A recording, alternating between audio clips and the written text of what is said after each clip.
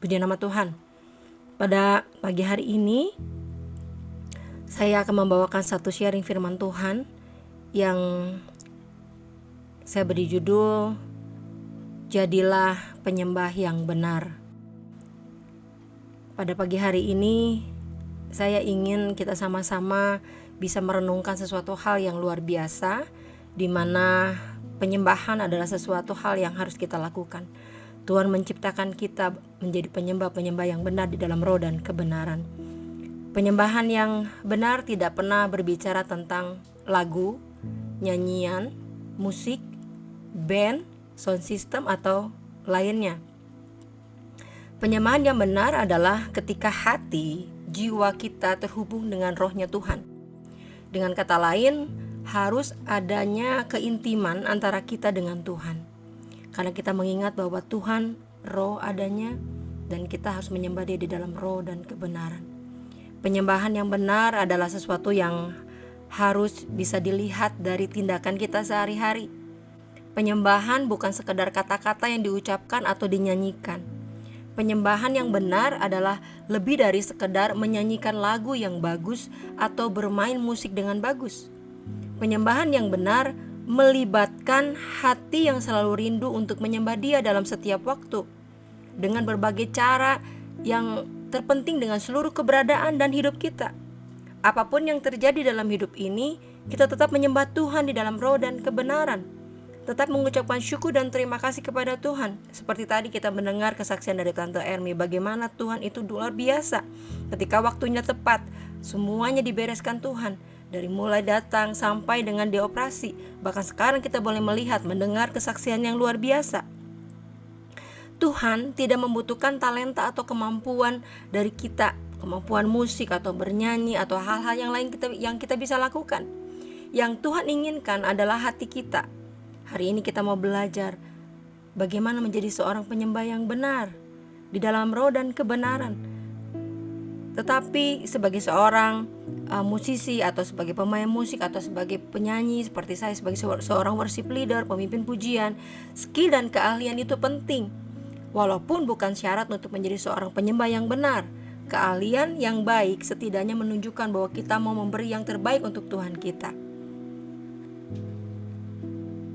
Dalam Kisah Para Rasul 13 ayat yang ke-22, beliau katakan tentang Daud, Allah telah menyatakan, "Aku telah mendapat Daud bin Isai, seorang yang berkenan di hatiku dan yang melakukan segala kehendakku." Kita mengenal Daud sebagai salah satu tokoh besar di Alkitab, bukan karena kehebatannya memimpin perang atau karena keberhasilannya mengalahkan raksasa Goliat, tetapi dia dikenang karena karakternya yang terpuji. Kecintaannya kepada Tuhan membuatnya berbeda di mata Tuhan. Hal ini muncul bahkan sejak dia masih kanak-kanak. Tuhan memilih bagaimana Daud selalu taat kepada Tuhan. Kita tahu bahwa Daud adalah anak Isai, paling bungsu dari 12 bersaudara. Dia menjadi anak laki-laki yang kuat dan pemberani. Sebagai gembala, dia sama sekali tidak takut dengan binatang buas. Dengan berani dia bahkan membunuh mereka dengan kekuatannya sendiri. Iman dan cara hidup Daud mendorong Tuhan untuk memilihnya sebagai raja menggantikan Saul. Sejak pertama Tuhan sendiri sudah melihat sesuatu yang berbeda di dalam diri Daud. Kita bisa bayangkan Daud tidak ada yang lihat. Dia cuma mempunyai 2 atau 3 ekor domba setiap hari. Ketika dia menyembah Tuhan, yang menonton dan melihatnya adalah yang menemaninya. Cuma 2 atau 3 ekor domba. Bahkan ayah dan ibunya, seperti kita ketahui, meninggalkan dia. Bahkan pada hari pentingnya pun ia tidak dianggap. Dia seorang pengantar makanan. Tetapi kita dapat melihat hal ini, bahwa orang yang mencintai hadiratnya diperhatikan oleh Tuhan.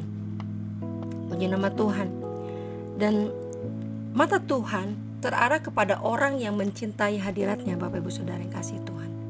Kalau kita tidak mencintai hadiratnya, maka kita sedang keluar dari rencana agungnya Tuhan. Karena ketika kita intim melekat pada sifat-sifatnya, maka saya sangat yakin percaya Dia akan melekat pada kehidupan kita. Kita tidak perlu mengejar popularitas. Kita tidak perlu mengejar urapan. Karena saya sangat yakin urapan tidak perlu dikejar. Karena urapan yang akan mengejar kita. Karena kenapa?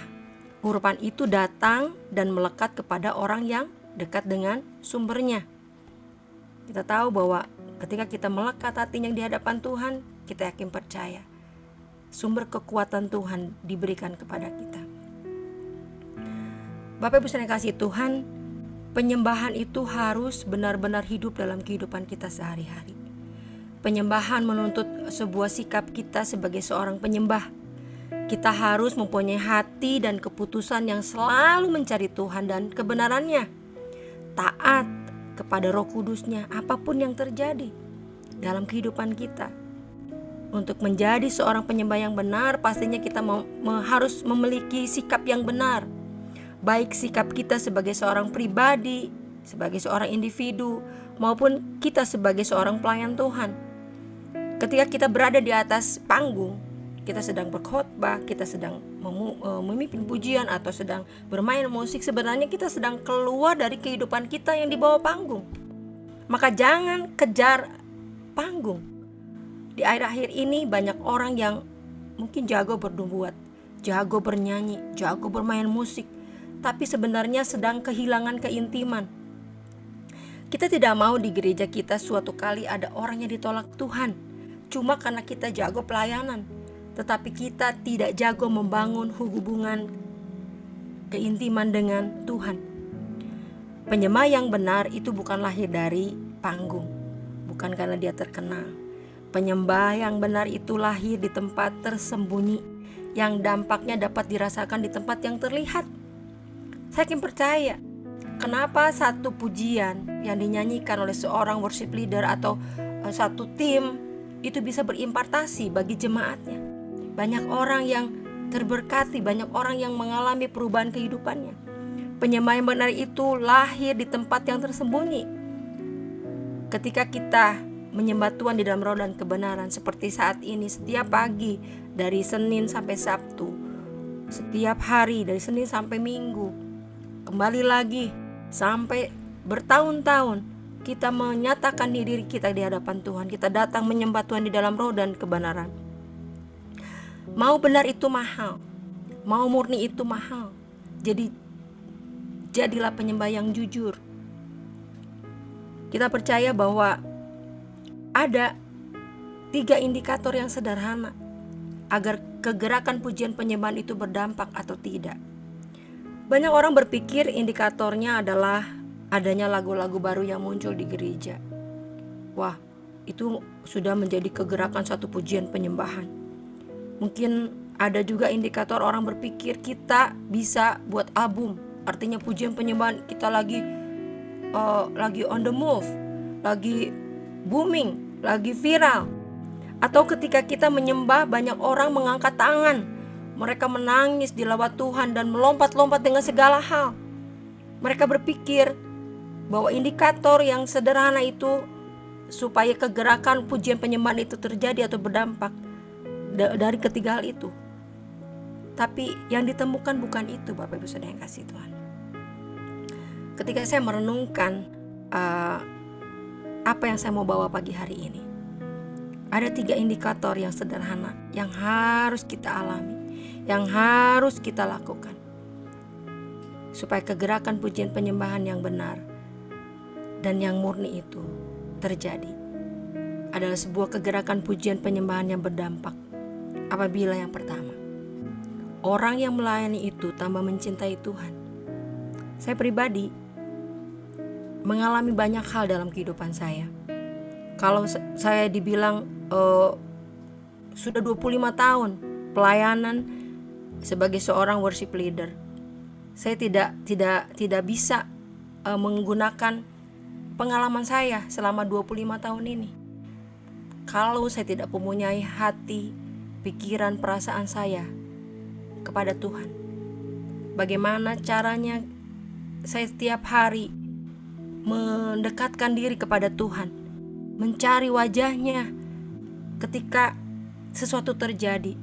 Mungkin Bapak Ibu Saudara banyak mendengar kesaksian kehidupan saya. Apa yang terjadi dalam kehidupan saya? Orang pernah bertanya, kenapa kamu sudah melayani Tuhan kok bisa kecelakaan?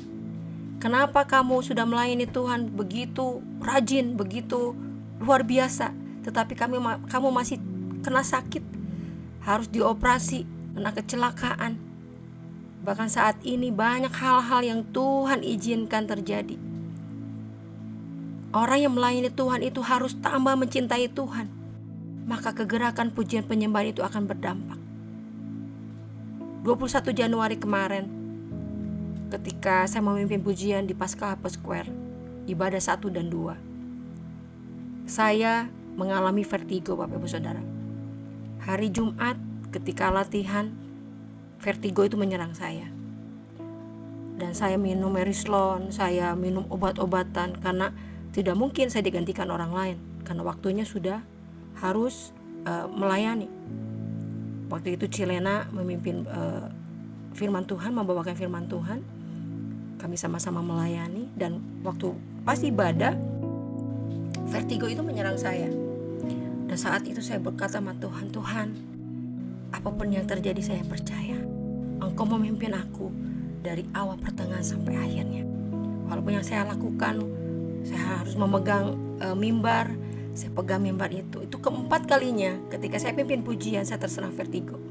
Tapi apa yang terjadi ketika saya menyatakan diri bahwa Tuhan pasti menolong, dan saya tidak mungkin memberhentikan satu ibadah sedang pujian penyembahan dan hanya gara-gara saya kena vertigo. Waktu itu ngubong, dan saya yakin percaya Tuhan menolong saya. Saat itu saya menyanyikan satu pujian, ku ingin tetap di sini menikmati bait-Mu, ku ingin tetap di sini dan memandang indah wajah-Mu. Wah, luar biasa Bapak Ibu Saudara. Apa yang terjadi, Tuhan berikan kekuatan ibadah ke-1, ibadah kedua. Apa yang kita lakukan, saya percaya bukan karena kekuatan kita bisa memimpin satu buah ibadah. Kita tidak bisa mengandalkan kekuatan kita untuk kita menyampaikan firman Tuhan. Seperti pagi hari ini, kalau saya tidak mempersiapkan diri saya di hadapan Tuhan, memohon Tuhan memberikan hikmat akabudi dari sorga, tidak mungkin sesuatu hal itu saya bisa sampaikan kalau saya tidak pernah mengalaminya. Orang yang melayani Tuhan akan tambah mencintai Tuhan. Itulah bukti bahwa pujian penyembahan itu berdampak. Yang kedua, orang-orang yang kita layani tambah mengasihi Tuhan, karena ada aroma keharuman penyembahan itu tertular kepada orang-orang yang kita layani. Ketika kita menyanyikan lagu Tuhan Yesus baik, ketika kita alami itu dalam hidup kita, saya yakin percaya ada impartasi Roh Kudus yang akan sampai kepada orang-orang yang kita alami. Orang yang kita layani tambah mengasihi Tuhan. Yang ketiga, terjadi pertumbuhan jiwa-jiwa yang sangat signifikan. Karena orang yang mengasihi Tuhan, maka dia suka menceritakan tentang Tuhan. Ini yang harus ada di rumah Tuhan. Ini harus kita sadari. Ketika Bapak Ibu Saudara melayani Tuhan, ketika engkau melayani apapun juga itu, layani dengan sungguh hatimu. Layani dengan cinta kepada Tuhan. Bukan karena apa-apa, bukan ada sesuatu hal yang kita bawa, tetapi satu-satunya yang harus kita lakukan adalah kita melayani Tuhan karena kita mencintai Tuhan. Ketika orang-orang yang kita layani tambah mengasihi Tuhan, maka saya percaya akan terjadi pertumbuhan jiwa-jiwa yang melesat. Karena orang yang mengasihi Tuhan pasti bersaksi tentang Tuhan. Dan saya percaya bahwa satu hal yang Tuhan taruh dalam kehidupan kita, ada sesuatu hal yang luar biasa yang Tuhan akan lakukan. Dan penyembahan bukan tentang manipulasi. Penyembahan adalah manifestasi. Apa yang kita tampilkan di atas panggung, keharuman, kemurnian yang kita tampilkan akan meradiasi, akan menularkan sesuatu hal yang luar biasa tentang kebaikan Tuhan. Banyak kehidupan, dan ini tidak bisa dibohongi. Seperti hari ini kita mendengar bagaimana Tante Ermi dengan kesederhanaannya menyampaikan kesaksian. Ada sesuatu hal yang murni, sesuatu hal yang harum yang kita bisa dengar, yang bisa meradiasi kita, yang memberikan kekuatan bagi orang-orang yang sakit juga, bahwa ada mujizat Tuhan yang Tuhan siapkan bagi orang yang melayani Tuhan dengan setia, bagi orang yang mencintai dengan setia. Saya percaya bahwa hari ini Tuhan ingin kita mengetahui bahwa penyembahan bukan tentang memanipulasi, tetapi penyembahan adalah manifestasi. Mari Bapak Ibu Saudara yang kasih Tuhan, jikalau pada saat ini kamu punya kesempatan menjadi seorang pembicara di gereja, engkau mempunyai kesempatan menjadi seorang worship leader, menjadi seorang singer, menjadi seorang pemain musik, atau menjadi seorang pendoa syafaat, menjadi seorang glitter atau usher, kita lakukan sesuatu hal. Pelayanan kita sebagai penyembahan kita yang benar di dalam roh dan kebenaran. Saya yakin percaya bahwa Tuhan menginginkan, walaupun mungkin di doa pagi saat ini bernyanyi hanya 15 menit atau 20 menit, lakukan sesuatu yang terbaik. Persiapkan sesuatu yang terbaik walaupun hanya melalui Zoom. Lakukan sesuatu hal yang terbaik sebagai tanda kita cinta kepada Tuhan, tanda kita mengasihi Tuhan. Dan saya percaya ketika engkau melakukan itu semuanya dengan hati yang tulus, hati yang jujur, hati yang penuh dengan tanggung jawab kepada Tuhan, dalam penuh dengan ketaatan, taat dan penuh dengan ketaatan kepada Tuhan. Saya yakin percaya satu hal yang Tuhan ingatkan pada pagi hari ini. Ketika engkau melayani Tuhan, alami Tuhan dalam hidupmu. Alami Tuhan di dalam setiap langkah kehidupanmu. Saya percaya apapun yang kita lakukan dalam pelayanan kita, dalam penggembalaan kita, di dalam setiap apapun yang kita lakukan, ketika kita mengalami Tuhan, Tuhan akan lakukan segala perkara. Kuasanya akan Tuhan impartasikan kepada kehidupan kita. Karena kita tahu bahwa Tuhan mencintai orang yang mencintai hadiratnya. Di situ ada sesuatu hal yang luar biasa. Ada satu kegerakan Roh Kudus yang luar biasa. Saya percaya gereja kita sudah membangun banyak gedung gereja. Bahkan saat-saat ini ada Sumarekon, ada Mekarwangi, ada di Harapan Indah, ada di Kedoya, ada di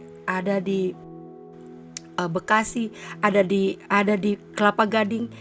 Tuhan percayakan mungkin bukan hanya 1.000, 2.000, 3.000, 5.000 jiwa atau 10.000 jiwa. Tapi saya yakin percaya bahwa Tuhan percayakan lebih dari apa yang kita pikirkan. Bahkan yang tidak pernah timbul dalam hati, Tuhan akan berikan bagi setiap kita sebagai penyembah-penyembah di dalam roh dan kebenaran. Sudah tiba saatnya tahun 2024, di gereja kita akan tumbuh penyembah-penyembah yang benar dalam roh dan kebenaran. Akan ada satu hal yang Tuhan tumbuhkan melalui doa pagi, melalui doa yang kita sampaikan. Saya percaya ketika kita menyembah Dia dengan hati kita yang tulus, hati kita yang jujur, hati kita yang benar, apa yang kita lakukan, apa yang kita bicarakan, apa yang kita katakan adalah sesuai dengan apa yang kita lakukan. Saya percaya ada satu kebangkitan yang luar biasa akan terjadi di gereja ini. Ada satu hal yang luar biasa, pertumbuhan jiwa-jiwa yang luar biasa. Bukan hanya jumlah yang Tuhan tambahkan, tetapi jiwa-jiwa itu boleh menjadi jiwa-jiwa yang punya iman, percaya, dan mereka bisa bercerita tentang Tuhan, bercerita tentang kebaikan Tuhan. Dan saya yakin percaya bahwa apa yang Tuhan lakukan sampai detik ini adalah sesuatu hal yang luar biasa. Seperti Yohanes 4 ayat 23-24 sebagai ayat terakhir katakan, tetapi saatnya akan datang dan sudah tiba sekarang bahwa penyembah-penyembah benar akan menyembah Bapa dalam roh dan kebenaran. Sebab Bapa menghendaki penyembah-penyembah demikian. Allah itu roh, dan barang siapa yang menyembah Dia harus menyembahnya dalam roh dan kebenaran. Sebagai satu kesaksian terakhir, saya ditanya oleh teman saya, Cici Vivi mau kemana? Oh, saya mau pelayanan. Pelayanan di mana, Ci? Ke gereja? Enggak, saya pelayanan di Zoom. Loh, kok bajunya rapi banget kayak orang mau ke gereja gitu? Karena buat saya, kita datang walaupun di Zoom, kita datang walaupun kita hanya sebatas di internet. Yakin percaya kita harus siapkan segala sesuatu dengan baik. Mari Bapak Ibu Saudara yang kasih Tuhan, mulai detik ini kita mau berkomitmen layani Tuhan seperti engkau melayani orang yang penting di dalam hidup ini. Bagaikan kita melayani seorang, jangankan presiden, gubernur, Yang mau datang ke gereja pun disiapkan dengan baik. Wah, segalanya, makanannya, apapun. Anak kita mau ulang tahun aja atau pernikahan, semuanya ditester, semuanya pokoknya jangan sampai mengecewakan orang yang hadir. Bagaimana dengan kita? Apakah kita sudah melakukan sesuatu hal itu kepada Tuhan walaupun pelayanan kita ya hanya di Zoom misalnya, hanya datang 2 pagi misalnya ke gereja? Apakah kita hanya biasa-biasa saja mempersiapkan segala sesuatu? Izinkan hari ini Roh Kudus menegur saya, menegur Bapak Ibu Saudara, supaya kita menyadari bahwa kesempatan itu tidak pernah datang 2 kali. Kesempatan itu tidak pernah Tuhan berikan 2 kali. Tetapi ketika kesempatan itu datang, apapun yang terjadi, sesakit apapun hidup kita, sesusah apapun hidup kita, ketika kita menghadapi segala sesuatu, kita percaya bahwa ada Yesus yang menyertai kita, ada Yesus yang berkuasa, ada Yesus yang kita sembah. Maka sembahlah dia dengan jujur, sembahlah dia dengan roh dan kebenaran, sembahlah dia dengan sebaik mungkin. Lakukan segala perkara bersama dengan dia. Dan saya percaya ketika Tuhan melihat setiap kita, apa yang kita rasakan, apa yang Tuhan rasakan adalah sesuatu hal yang luar biasa. Tuhan Yesus memberkati. Mari kita sama-sama berdoa. Tuhan Yesus yang baik, terima kasih buat hari ini Tuhan. Engkau sudah mengingatkan setiap kami supaya kami melakukan sesuatu dengan benar. Apalagi Kau menciptakan kami serupa dan segambar dengan Engkau, sebagai penyembah-penyembah yang benar di dalam roh dan kebenaran. Izinkan kami memiliki hati yang benar ketika kami melayani Engkau. Bukan karena kami ingin sesuatu hal dilihat orang, tetapi satu hal yang kami mau lakukan adalah kami ingin mempersembahkan hidup kami, sisa hidup kami entah sampai kapan kami hidup Tuhan, entah sampai kapan kami masih bisa melayani Engkau. Tetapi ketika kami punya kesempatan melayani Engkau, jadikanlah kami penyembah-Mu yang benar, jadikanlah kami Tuhan penyembah-Mu yang jujur di hadapan Engkau. Dan kami percaya apapun yang menjadi masalah kehidupan kami, sesakit apapun kami hari ini Tuhan, kami tetap mau menjadikan apa yang kami miliki dalam hidup kami sebagai persembahan yang hidup, persembahan yang benar di hadapan Engkau Tuhan. Izinkan Tuhan Yesus gereja kami boleh bertumbuh, begitu banyak orang yang datang menyembah Engkau di dalam roh dan kebenaran. Biarlah melalui kehidupan kami sebagai firman yang terbuka, kami boleh membawa banyak jiwa datang menyembah Engkau dalam roh dan kebenaran. Izinkan kesaksian hidup kami boleh menjadikan banyak orang mengasihi Engkau. Bahkan pelayanan kami menjadikan kami semakin mencintai Engkau, semakin kami menghargai hidup yang Kau berikan dalam hidup kami. Kami menyerahkan segalanya seutuhnya hanya di dalam nama Tuhan Yesus Kristus. Sama-sama kita